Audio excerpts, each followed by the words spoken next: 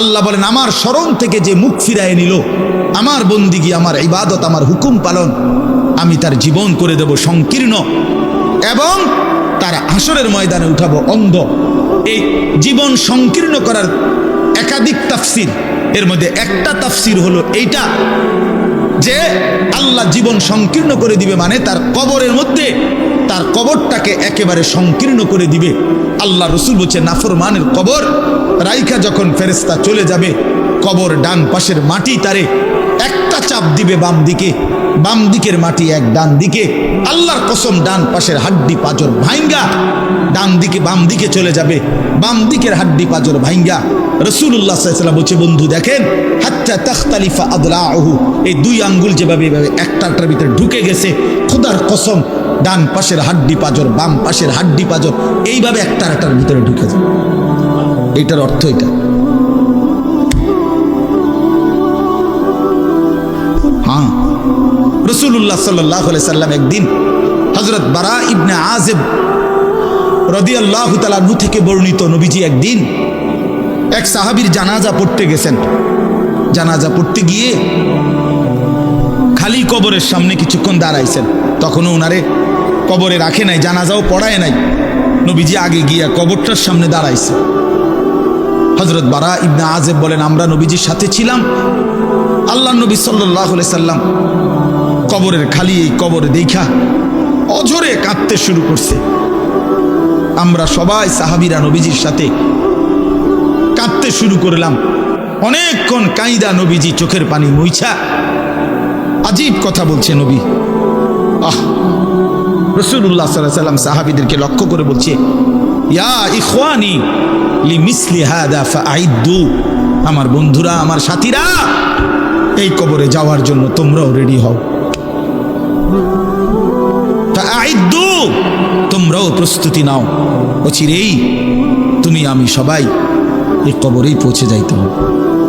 রাসূলুল্লাহ সাল্লাল্লাহু আলাইহি সাল্লাম বলছে প্রিয় বন্ধু আমার, জওয়ান সাথী আমার, সামান্য এই কয়েকটি দিনের জওয়ানি নষ্ট না করা, নষ্ট না করা, কোনোভাবেই নষ্ট না করা।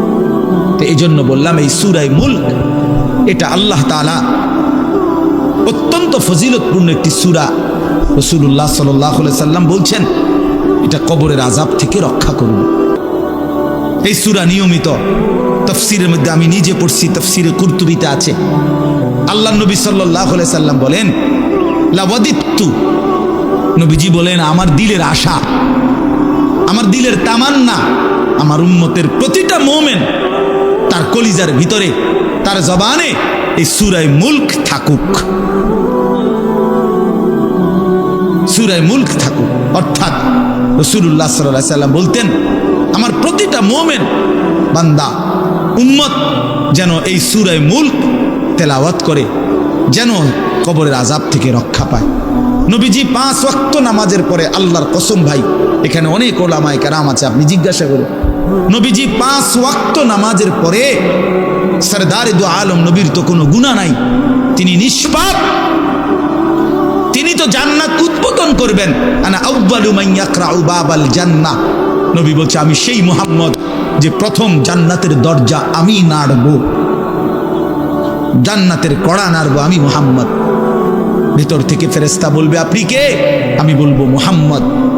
ফেরেশতা বলবে আনতাজিরুলাক, আমি তো আপনার অপেক্ষাই করছিলাম, আপনি আসবেন বলেই তো অপেক্ষায় ছিলাম, আপনি উদ্বোধন করে দিলেই তো বাকিরা ঢুকবে। তো সেই নবী যিনি জান্নাত উদ্বোধন করবেন, তিনি 5 ওয়াক্ত নামাজের পরে ভাইয়া প্রতিদিন তিনি যেই কথাটা দোয়া করতেন, এর মধ্যে একটা দোয়া এটা, আল্লাহুম্মা ইন্নী আউযু বিকা মিন আযাবিল কবর ওয়া মিন ফিতনাতিল কবর ওয়া মিন ফিতনাতিল মাসীহিদ দাজ্জাল ওয়া মিন ফিতনাতিল মাহইয়া ওয়াল মামাত। আল্লাহ আমি কবরের আযাব থেকে পানাহ চাই। নবীজি নিজে বলতেন, নবীজি নিজে বলতেন। প্রিয় ভাই বাবা আমার, চলেন সবাই নিয়ত করি, নিজেকে গুনাহ থেকে বাঁচানো দরকার, নিজের আল্লাহর নাফরমানি থেকে বাঁচানো দরকার।